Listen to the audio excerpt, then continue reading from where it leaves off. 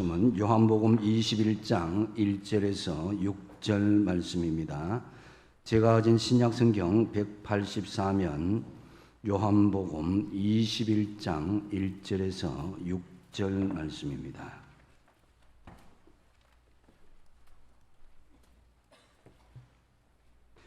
다 찾으신 줄 알고 제가 봉독합니다.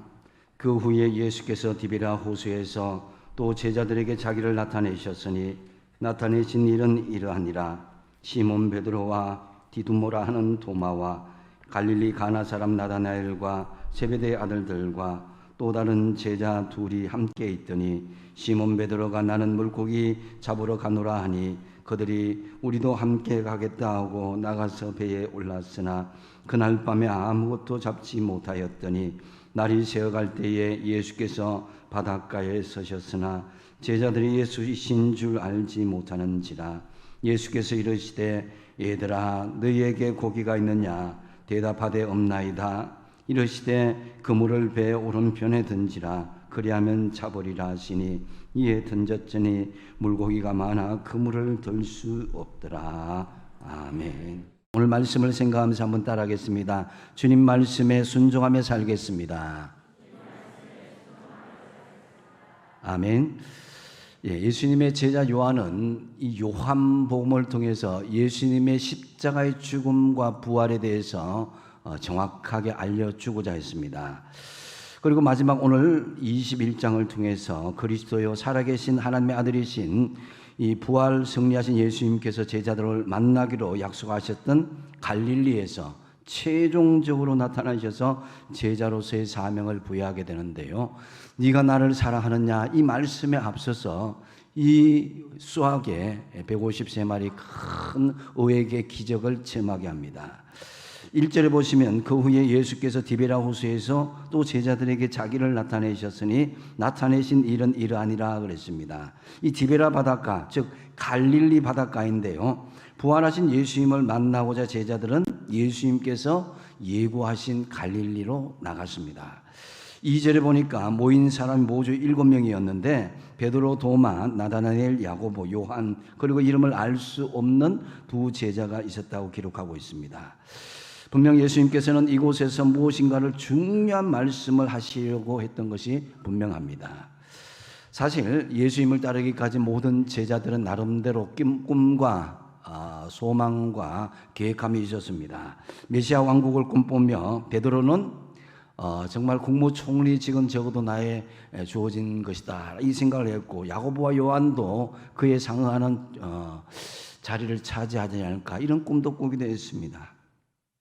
그래서 그들이 꿈만 이루어진다면 예수님께서 마시는 잔도 자기들도 마시겠다고 그랬고 베드로는 죽기까지 예수님을 따르며 충성을 다하겠다고 장담을 했던 것입니다. 그만큼 그들은 권력과 부에 대한 부푼 꿈을 안고 예수님을 따랐던 것입니다. 그것을 위해서 배와 그물을 버리고 부친을 배에 버려두고 예수님을 따랐는데요.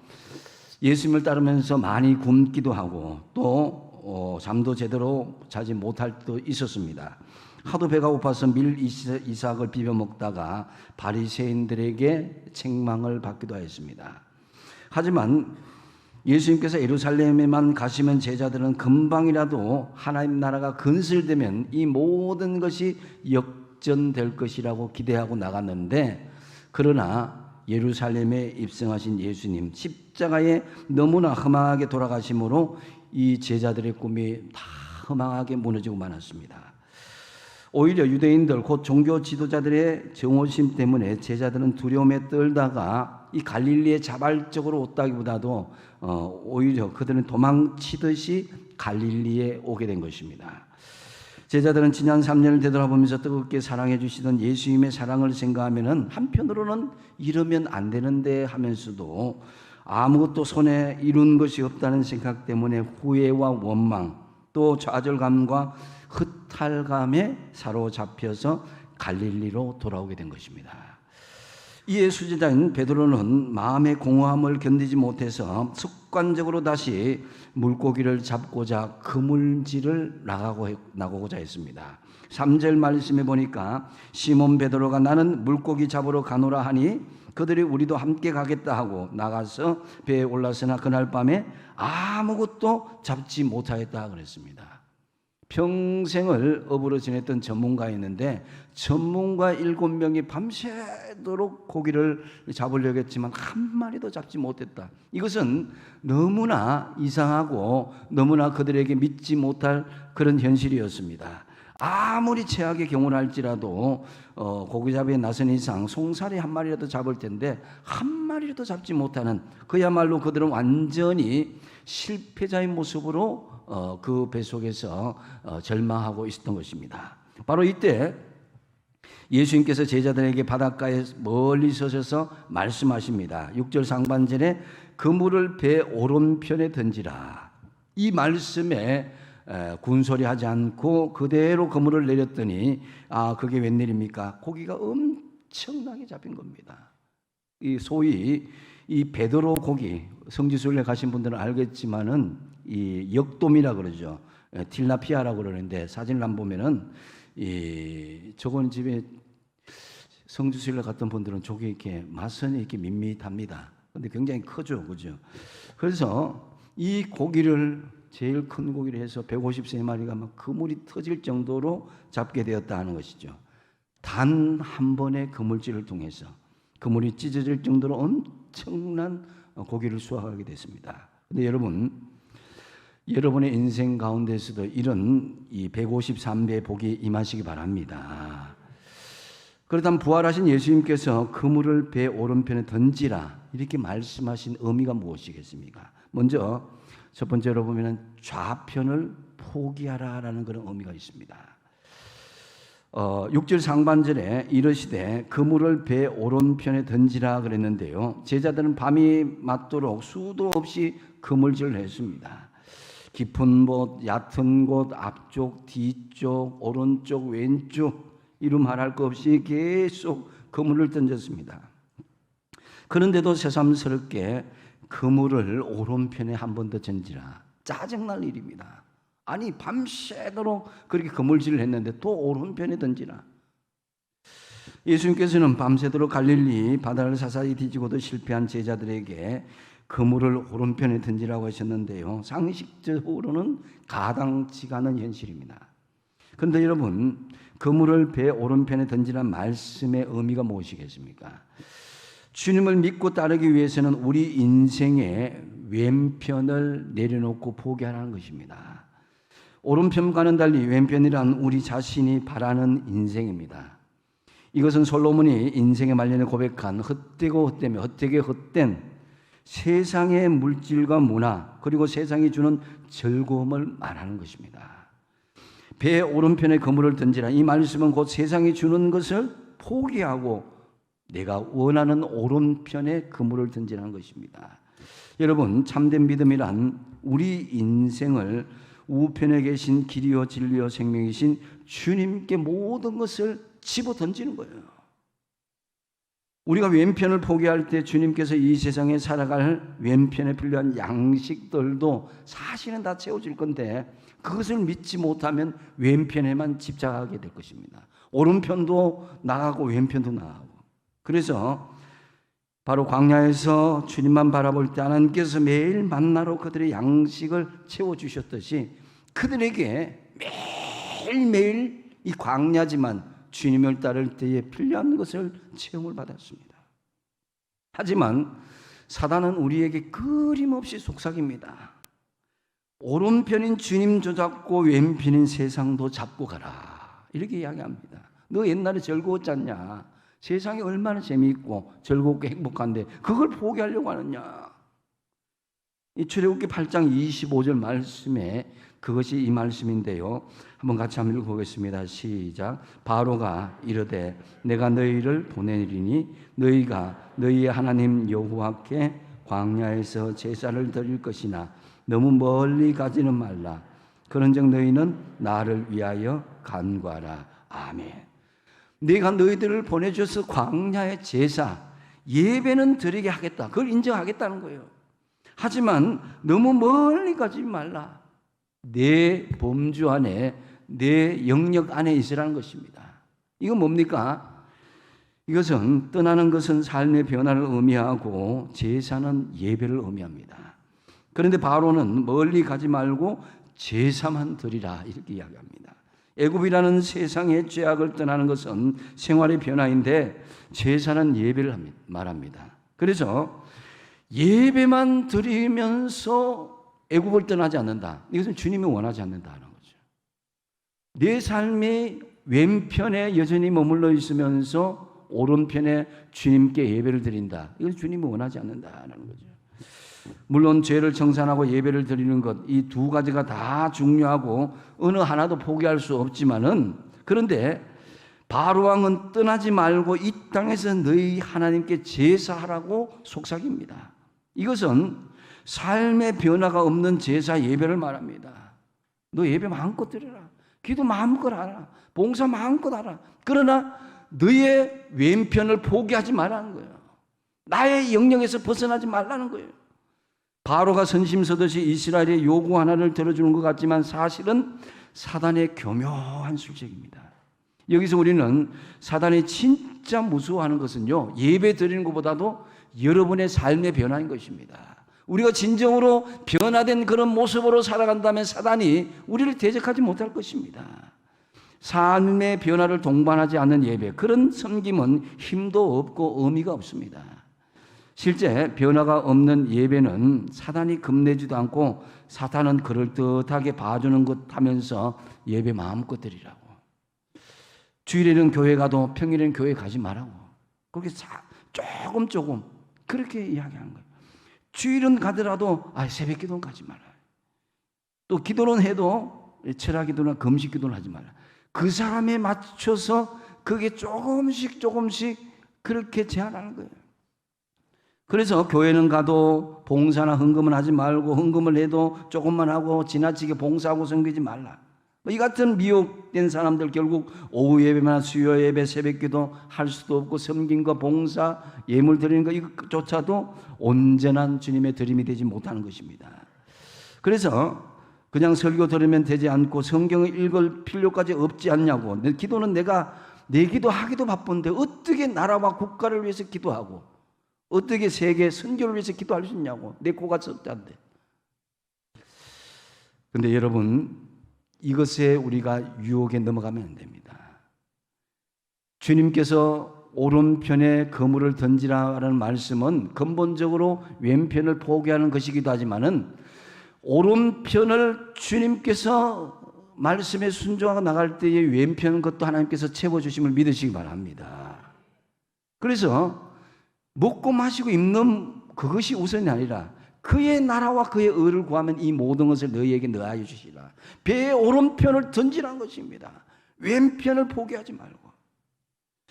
그래서 로마서 12장 1절 2절 그러므로 너희는 형제들아 내가 하나님의 모든 자비하심을 너희를 권하느니 너희 몸을 하나님이 기뻐하시는 거룩한 산제물로 드리라. 이는 너희가 드릴 영적 예배라. 그리고 이전에 너희는 이 세대를 본받지 말고 오직 마음을 새롭게 함으로 변화를 받아 하나님의 선하시고 기뻐하시고 온전하신 뜻이 무엇인지 분별하도록 하라. 여러분들이 지금 이 시간 예배를 드리고 난 뒤에 삶의 제사의 열매로 이어지시기 바랍니다. 신행일치가 되어야 되는 거예요. 사단은 우리가 예배 나오는 그 자체는 겁내지 않은 것 같습니다. 근데 중요한 것은 여러분의 삶의 현장에 진정으로 그리스도의 향기가 드러나고 예수의 흔적이 드러나고 그리스도의 대사로 살아가는 그 모습, 변화된 모습으로 살아갈 때에 사단은 우리에게 대적지 못한다는 것입니다. 그래서 여러분, 세상의 물질과 문화 그리고 쾌락을 벗어던지고 먼저 우편에 계신 주님을 선택하는 저와 여러분 되시기 바랍니다. 또 그물을 배 오른편에 던지는 또 하나의 의미는 예수님을 주님으로 인정하라는 거죠. 제자들이 갈릴리 바다에 온 이유는 바로 예수님을 만나기 위해서인데 그럼에도 불구하고 이들은 바닷가에 서 계신 예수님을 알아보지도 못했습니다. 아니 그것을 인식조차도 생각조차도 하지 못했습니다. 4절 말씀을 보니까 날이 새어갈 때 예수께서 바닷가에 서셨으나 제자들이 예수이신 줄 알지 못했느니라. 왜 그랬을까요? 거기에 고기 잡는 것, 세상에 원하는 것에 빠져 있고 심취되어 있다 보니까 예수님이 옆에 계신 줄도 모르는 거예요.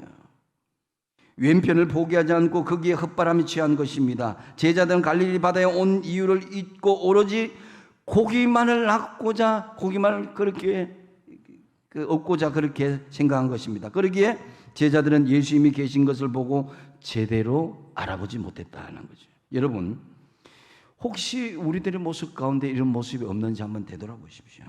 분명 예수님을 어떻게 믿고 어떻게 신앙생활하는 것이 옳은 줄은 우리가 알지만은 당장에 먹고 마시고 입는 그런 생활 때문에, 당장에 내가 사람 만나고 대인관계 때문에, 당장에 내가 주어진 이익 때문에 내 마음과 생각과 정력을 소비하다 보니까 주님을 의식하지 못하고 세상에 심취하고 있지 않냐 이거죠. 교회 와서 말씀 들을 때는 고개를 끄덕이고 아멘하지만 세상에 나가서 오로지 세상 일에 얽매여 버리기 때문에 우리는 밤새 허탕치는 인생이 될 수가 있다는 거죠. 여러분, 삶의 제사를 드리시기 바랍니다. 신행일치의 삶이 되시기 바랍니다. 인생의 주 목적이 여러분, 내가 내 삶의 주권자가 주님이심을 내 삶의 현장에 생생하게 드러날 수 있도록 해야 되는 것입니다. 우리가 기도할 때 주님 주님 그러잖아요. 그거는 바로 주님을 주인으로 인정한다는 것입니다. 주권을 주님께 맡긴다는 것입니다. 한평생 잘 먹고 잘 살고 편하게 살다가 가는 것이 인생의 목적이 아니라 예수님을 주님으로 인정할 때에 주님이 우리의 길을 열어주시는 것입니다. 갈릴리 바닷가에 있었다는 이 사실이 중요한 것이 아니라 그곳에서 중요한 것은 예수님을 만나는 것입니다. 마찬가지로 교회에 나왔다는 이 사실이 중요한 것이 아니라 이곳에서 주님을 만나는 것이 중요하다는 거죠. 그렇다면 제자들이 어떻게 해서 이 허탕치는 인생에서 넘치는 복으로 받게 되는 그런 것을 전환되게 되었습니까? 그것은 바로 예수님을 주님으로 인정할 때였습니다. 제자들은 밤새 허탕을 쳤습니다. 그러다가 날이 셀 무렵에 바닷가에 서 있는 예수님으로부터 음성을 듣습니다. 5절 말씀에 예수께서 이르시되 얘들아 너희에게 고기가 있느냐 대답하되 없나이다. 그런데 여기에서 특이한 단어가 있습니다. 예수님을 제자들을 부를 때 얘들아 그럽니다. 얘들아라는 말에 헬라어 이 바이니온이라는 말은요, 어린아이, 작은 소년과 소녀, 심지어 유아라는 말도 쓸 때 바이니온이라고 씁니다. 판단력과 분별력이 없는 철없는 그 아이들 이야기하는 거예요. 호남 사람들이 막 이렇게 아그들아 그러잖아요. 아그들아, 뭐 애들아, 완전히 철없는 아이들로 취급하는 거죠. 그래서 이 단어는 성인들에게 적용되는 단어가 아니었습니다. 예수님 역시 이제까지 한 번도 제자들을 이런 식으로 부른 적이 없었습니다. 그런데 오늘 본문에서만큼은 딱 한 번 그렇게 부르습니다. 예수님은 제자들이 해야 할 일은 무엇인지, 있어야 할 곳이 어디인지 알지 못한 채 밤을 지새우면서 주님 없이 허망한 바다에서 헛수고하는 그 제자들이 철없는 어린 아이로 보였던 것입니다. 이는 예수님을 주님으로 인정하지 않고 자기의 소견대로 어린아이처럼 옳은 대로 행하는 그 모습에서 그들을 그렇게 얘들아라고 불렀던 것입니다. 그리고 여기 고기에 해당하는 헬라어는요, 우리가 잘 알고 있는 일반적인 고기, 익투서, 이게 아닙니다. 특별한 고기인 프로스파기온이라고 그러는데요, 역시 이곳에만 유일하게 사용되는 단어입니다. 프로스파기온은 빵에 첨가해서 먹는 그 삶은 물고기란 뜻도 있지만 식탁 위에 올려지는 진귀한 음식이라는 그런 의미도 있습니다. 그래서 주님께서 얘들아 너희가 정말 귀한 것을 얻었느냐, 밤새도록 그물질 해보니까 정말 귀한 것을 얻었느냐, 이 것으로 우리가 헬라 원문에서 이렇게 해석할 수가 있는 것입니다. 어린 아이와 같은 너희들 나 없이 정말 세상에서 귀한 것을 얻을 수 있더냐는 거예요. 이 말은 역설적으로 보면 너희들이 정말 나를 주님으로 주권자로 인정하고 있느냐는 거예요. 그렇다면 우리는 주님 앞에 어떤 성도인지, 판단력과 분별력을 가진 성인인지, 아니면 철없는 어린아이의 모습인지, 길을 서고 몸부림쳐서 손에 잡고 있는 그 그물은 무엇입니까? 이 시간은 우리 자신의 손에 붙잡혀진 그것이 무엇인지를 자세히 살펴보십시오. 내가 이것만은 놓지 못하겠다. 내 물질과 명예, 내 자식들, 손주들. 그러나 주님께서는 그 모든 갖고 있는 것을 주님의 주권 아래 맡길 때에 하나님께 더더 그 은혜와 복으로 축복하여 주시기를 믿으시기 바랍니다. 여러분, 철부지처럼 살아온 우리를 포기하지 않으시고 우리 주님이 지금 이 시간 찾아오셨습니다. 아이들아 하면서 찾아오셨어요. 주님 보기에는 한편으로는 철부지만 한편은 또 품어줘야 될 그 아그들이에요. 아이들이에요.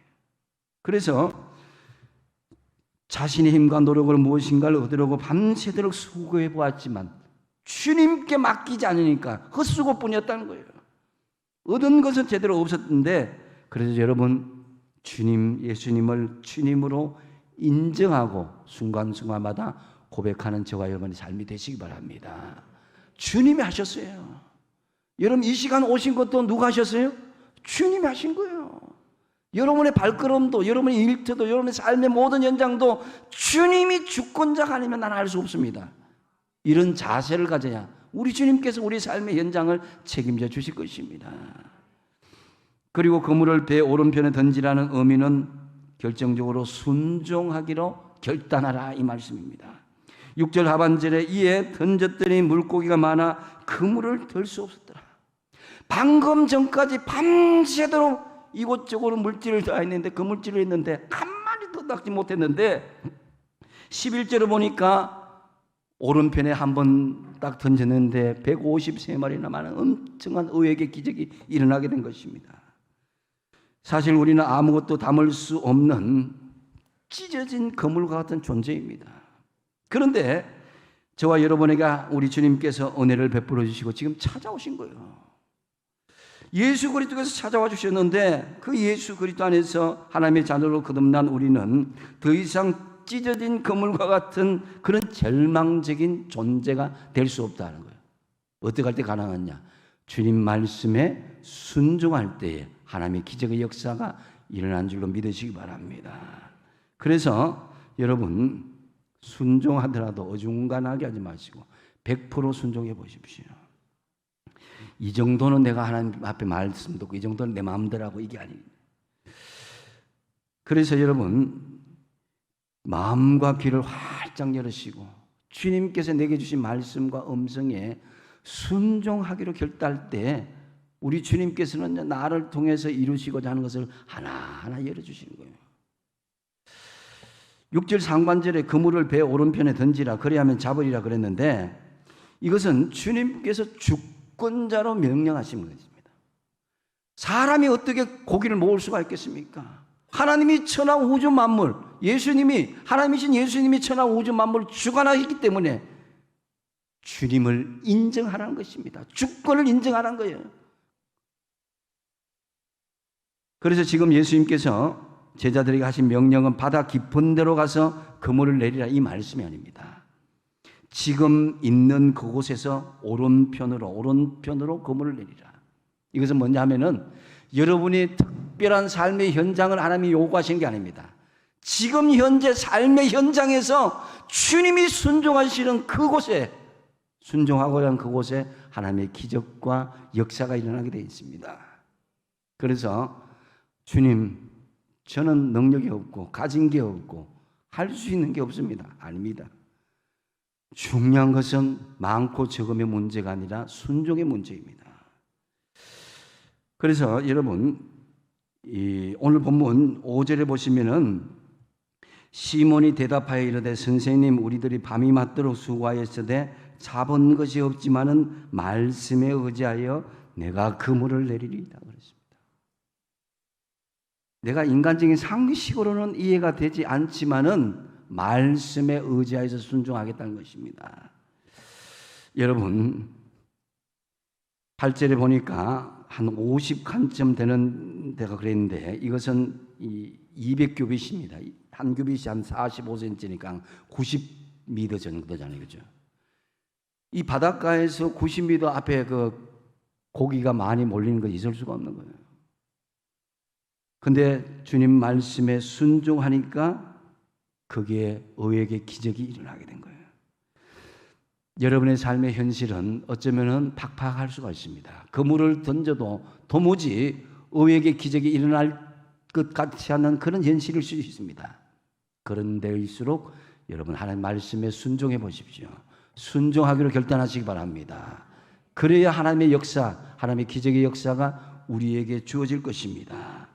이스라엘 백성들이 430년 동안 노예 생활을 끝내고 애굽을 탈출했을 때에 뒤에는 애굽 군대, 앞에는 홍해가 가로막혀 있었습니다. 그래서 백성들이 모세를 원망하면서 우리에게 매장지가 없어서 이 광야에서 우리를 죽게 만드느냐 이렇게 했을 때에 모세가 하나님 앞에 간절히 기도하고 받은 응답이 뭐냐면은 지팡이를 바다 위로 내밀라.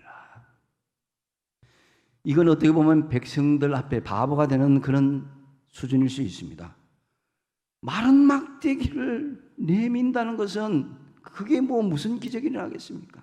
그런데 그 말씀 그대로 순종하니까 기적이 일어나게 된 것입니다. 여러분, 하나님, 나는 아무것도 아닌데요, 나는 부족한데요, 나는 할 수 없습니다, 이게 아니라 부족하지만 주님 말씀에 순종하여서 결심하고 결정하고 행동하시기 바랍니다. 여호수아 3장에 보면은 백성이 40년간 광야 생활을 끝나가 마침내 가나안에 들어가게 됐는데, 그런데 요단강이 가로막혀 있을 때에 예수님 하나님께서 뭐라고 그럽니까? 언약궤를 맨 제사장들이 바다로 먼저 들어가라, 강물로 먼저 들어가라. 우기 기간에 거기에 들어간다는 건 죽음과 같은 거예요. 그런데 그 말씀 그대로 순종하였으니까 거기에 요단강이 갈라지고 그 백성들이 가나안 땅에 들어갈 수가 있게 된 것입니다. 또한 여리고성에 들어갈 때도 마찬가지입니다. 난공불락 여리고성을 향해서 들어가서 창이나 돌을 던져서 싸우지 말고 하루에 한 바퀴 돌고 마지막 7째 날에는 제사장은 나팔을 불고 백성들은 소리를 지르자. 그러면 무너진다는 겁니다. 여러분, 이게 말이 됩니까? 견고한 여리고성이 나팔 분다고 흔들립니까? 소리를 짓는다고 무너집니까? 말도 되지 않는 인간적인 상식적으로 이해가 되지 않습니다. 여기에서 하나님께서 말씀하신 게 뭐냐면 우리 인간적인 이성적인 계산이 아니란 거예요. 눈에 보이는 그것을 보지 말고 내 말에 순종할 것이냐 불순종할 것이냐 그것을 바라보신 거예요. 이성적으로 경험적으로는 우리가 할 수 없지만 하나님은 백성들에게 그 순종을 요구하실 때에 하나님의 역사는 일어난다는 거예요. 내가 순종하면 우리 가정이 살아납니다. 내가 순종하면 우리 교회가 살아납니다. 내가 순종하면 우리 나라와 세계 열방이 살아날 줄로 믿습니다. 여러분, 이유와 환경을 따지지 말고 하나님 말씀에 순종하신 저와 여러분 되시기 바랍니다. 말씀을 맺습니다. 제자들은 지금 공허한 갈릴리 바다와 같은 이 세상 속에서 헛된 욕망에 사로잡혀서 의미 없이 인생의 빈 그물을 던지며 나아갔습니다. 혹이 우리도 인생의 빈 그물을 던지면서 허무하게 살아온 부분은 없습니까? 이제 주님께서 우리에게 말씀하십니다. 그물을 배 오른편에 던지라. 그리하면 얻으리라. 이 첫 번째 주신 말씀의 의미는 뭡니까? 왼편을 포기하라.